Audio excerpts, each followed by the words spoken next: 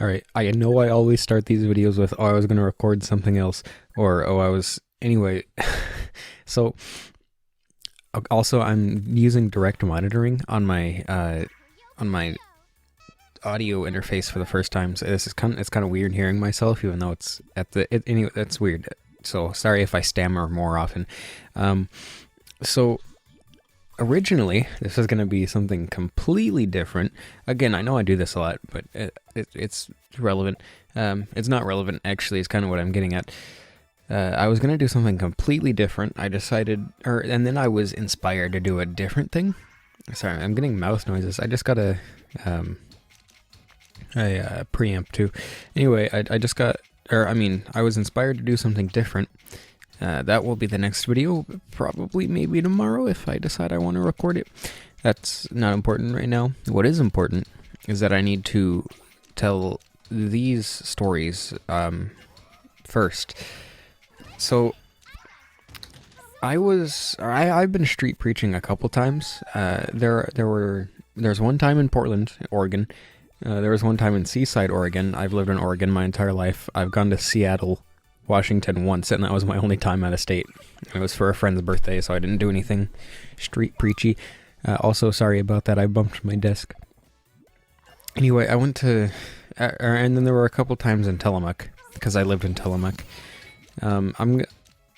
All of them except one. I had a friend named Rhett there.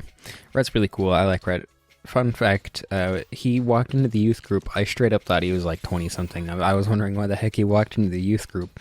And we were doing the go around, like, tell your name and one thing about yourself sort of thing that you always do when someone joins the group.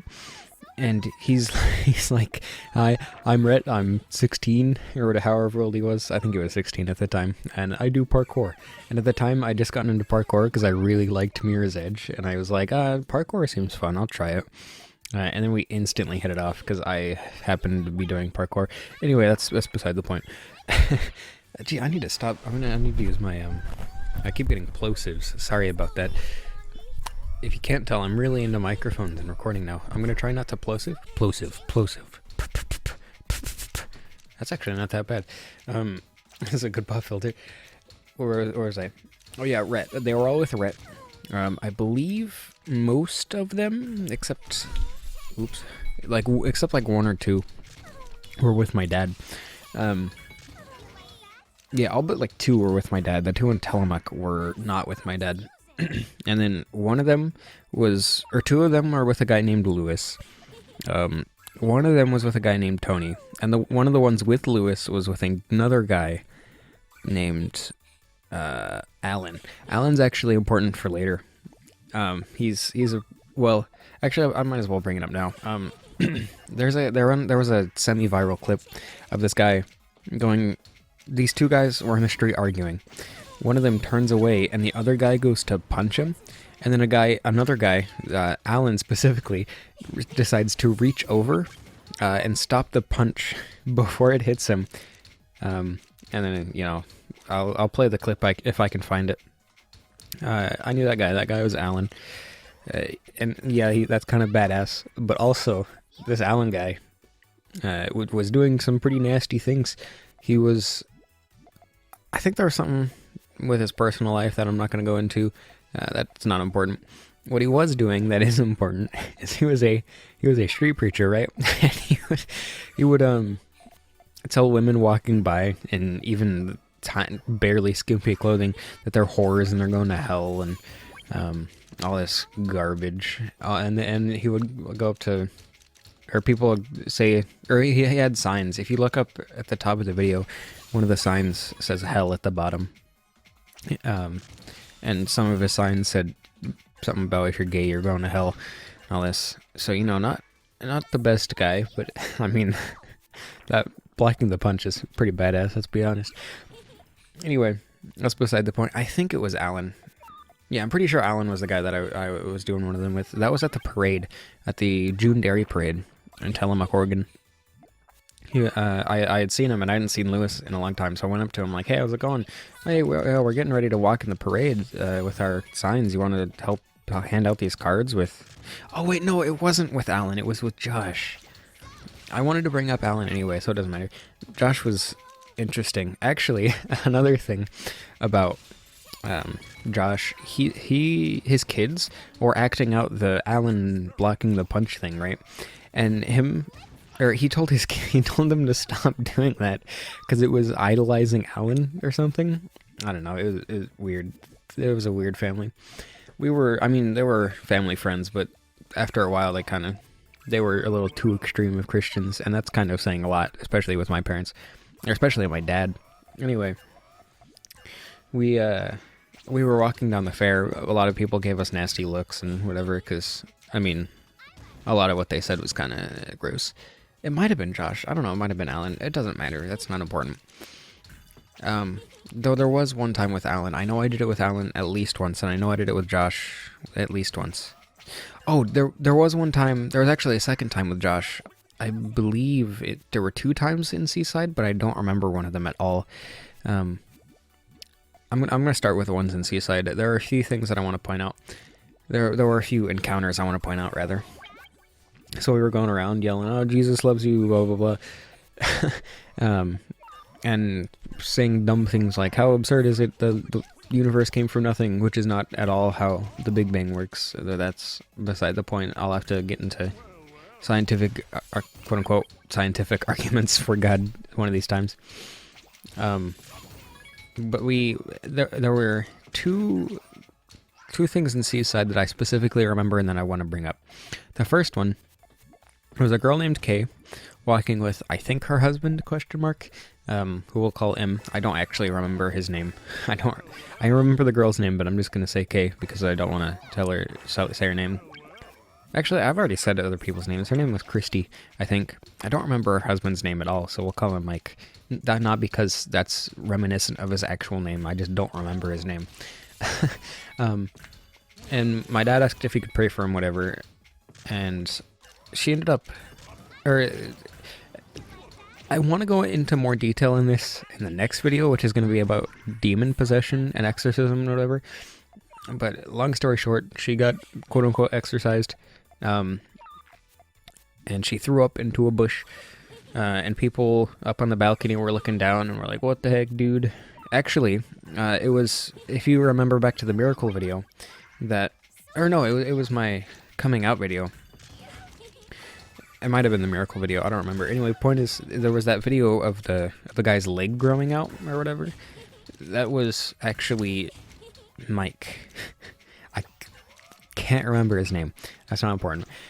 That was actually Mike, and there were people up in the balcony of the apartment building we were next to, like, saying how crazy it was. So that was kind of weird. I thought it was cool at the time, and Christy started yelling about how cool Jesus is or whatever, right there, right after she was exorcised. That was interesting. I don't know if she was Christian before or not, but she is very much Christian now. She friended my dad on Facebook and then ended up friending me because the mutual friend recommendation thing. And she posts about Jesus a lot. And then the other one I want to talk about is this other guy. I cannot remember his name.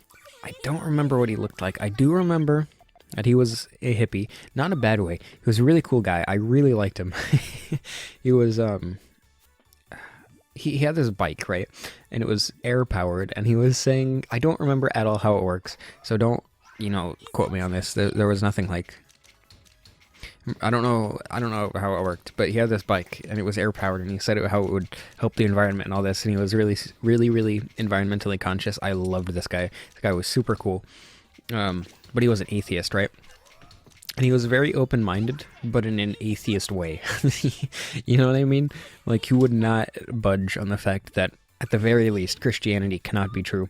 And my dad tried to talk to him about God, and he's like, well, actually... there were multiple people that Jesus could have been tied to. We don't even know if Jesus existed. And my dad went into a bunch of philosophical arguments that don't matter. Stuff like, or not even philosophical arguments, just, but I've experienced Jesus or whatever. So, that was interesting. Anyway, that's important. Actually, I think that was the guy. Oops, I think I might have just punched my microphone. I need to stop doing it. I think this guy was actually the guy who brought up that, Judaism came from paganism. I'm pretty sure this was where I heard that. Don't quote me on that because I don't know if it's true, but I'm pretty sure I heard it from that guy. If not, it was another time that I was street preaching. Anyway, that's all about that's about all the crazy things that happened in Seaside. There were a couple other people that we prayed for, whatever, nothing intense. And I think that was with Lewis. And then we went to Portland, Oregon. If you don't know Portland, Oregon has a lot of crazy people. Don't get me wrong. Everyone in Oregon loves the Portland crazies, but Portland has some crazy people. You know what I mean? It's that town for this state. If you've never been to Portland, it's a great city. It's very city, but it's not like Seattle or anything. It's a relatively small city compared to most of the United States, I guess. I'm pretty sure it's bigger than our capital, Seattle. No. Brain work? Question mark? Salem. Maybe? I don't remember. I don't geography. Anyway, point is, Portland has some weird people. And that is very accentuated, especially when you start getting to religion and spirituality. So we were in Portland, walking around, praying for people. And there were a few things that I remember specifically. There was this guy that I prayed for. I don't know, I prayed over his stomach. He said his stomach was hurting, and he was sitting against a wall or whatever on the ground, and he looked in bad shape. So I asked him if I could pray for him. He said his stomach hurt, so I prayed for his stomach. He said he said it felt better, and all that. So I told him, so he wanted my phone number, so he could call me about Jesus or whatever. And being the naive summer child that I was, I told him, or I gave him my phone number. And I remember feeling really bad when I switched my phone number, because I got a new phone or whatever later on. Or I switched carriers and I couldn't keep my phone number. He never ended up calling, and I switched my number like a year later, so it's not like that was important. There were these two homeless people, and there was nothing substantial with them. My dad prayed for them, whatever. And then we walked away, and I specifically remember turning to Rhett being like, was that smell of them? They didn't smell good, and we were very far away. Not like super far away, but we were talking, at least 10 feet apart, and you could smell them. It was weird. I mean, it's not their fault. I don't blame them for it. It's just worth pointing out. Let's see. There was this old lady that we prayed for on a bus stop, or at a bus stop. I don't know if she ended up getting hurt afterward. It wouldn't surprise me if she did, honestly, because, I mean, prayer doesn't, fix you. But we prayed about her legs or hips or something, I don't remember. And she claimed that she felt better and then started yelling out about Jesus or something. Actually, that might have been my dad, because he was celebrating that God had healed her. Let's see, what else do I remember? Oh yeah, this lady was, this lady came up to us because she had seen us praying for people, and she started waving a crystal in front of my dad's face. Something about spirituality. My dad's like, you really think a crystal's gonna do anything? I have the blood of Jesus on me. Not at all mentioning the fact that crystals don't do anything, and they're just pretty rocks. And we met the air bike guy again, and my dad, while we were in Seaside, he argued with him in a way that wasn't arguing. It was forcing him to listen. The air bike guy was being really respectful, really nice. I can't. There's really nothing to go off of other than he was environmentally conscious and in an air-powered bike. Anyway, he was trying to tell him like reasons that Jesus, or Christianity couldn't possibly be true. Oh, there's stuff on my coat. How Christianity couldn't possibly be true, and my dad was having none of it. He was yelling over him and stuff. Really annoying. I think Rhett and I apologized for that in Portland, but I don't remember. Anyway, we talked to him. I don't think my dad butted in this time, so he was really cool. And there's one more I wanted to talk about. I think maybe not. There were a couple times that I went street preaching in Tillamook, One of them was at the parade that I already told you about. And the other one that I remember, it was Easter of I want to say 2018. It might have been 2019. It was Easter Sunday, and my dad was staying at the church, or our family was staying, my family rather, was staying at the church for a while. His grandma was Catholic, so she went to a different church, and his mom was crippled, so she didn't go to church very often. And his brother, he was really sweet. I don't remember his name. Oh, I feel bad. I don't remember his name. He was really sweet. He was autistic. I think it was 20-something. And Rhett had to take care of him. It was so nice. I loved Rhett. I haven't seen him in a while. I think he moved back to Utah. He came from Utah, by the way. That's not really relevant to this. Rhett was cool. Rhett is cool. I haven't talked to him in a while, substantially. Anyway, we brought his brother home because his brother liked to go to church with us. We brought his brother home, and then we went out walking around town. You know, the first place we went, or rather, we were walking around and we saw some homeless tents, like at the first place we were walking around at. So we go over there and like, hey, you guys need Jesus, whatever. And these guys were really cool. I really like these guys. There were two older guys. I can't remember their names. It doesn't matter. There were two older guys and a lady who was crippled, so had to stay in the tent most of the time. Or, well, pretty much all the time. Until later on, but I'll get to that. And we were talking about, or we showed them the leg growing out thing. Thought it was a miracle, whatever. I think prayed for one of their backs. And then this other guy came in. I think his name was Tyler. Well, I'll call him Tyler. So Tyler comes in. We were talking about Jesus. He kisses Rhett and I on the cheek. Something about greeting like Jesus did. He was really, really open about things. Not in a weird way. He was open-minded in a way that I don't even know how to describe it. He was very spiritual in a Christian way, and was very open about his spirituality. I guess that's the best way I can say it. We showed him the leg growing out thing, and we talked about scriptures and whatever. I don't think we ever got out to go talk to anyone else because we just ended up talking to them all day. And then I went home. Rhett went home because Easter.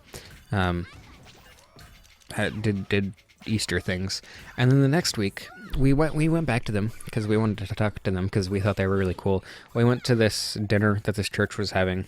They have dinner for whoever wants to come. It's mostly for homeless people, but it's mostly for homeless people, but you know, kids with bad families come in, whatever. Tillamook has some messed up things. I saw a girl rolling around trying to scratch her back on the ground outside the bus stop one time. That was kind of spooky. She was on God knows what, ironically, considering I don't believe in God. Anyway, those guys were really cool. And I keep saying really cool and these people are really nice. But the thing is, I feel bad about all of it because I talked to these really nice people. The airbike guy, I don't feel bad for at all. He was really cool. I really liked him, and he wasn't persuaded by our Jesusness. But I brought these people to a worse life, or I thought it was better at the time, so I can't really say that I was in the wrong, because I didn't think that I was. But now, I feel like that was a bad thing. I don't know how much any of their lives changed. I know Christy's life was impacted, at least somewhat. But all the other people, you know, I really hope that their life wasn't changed towards Christianity very much. That would make me feel really bad. Just because when I was a Christian, I was significantly less happy than I am now, despite the security that it brought. I guess it's a trade-off, you know. Though I do personally prefer truth over security at this point, so I do everything I can to research and find what is most likely to be the truth.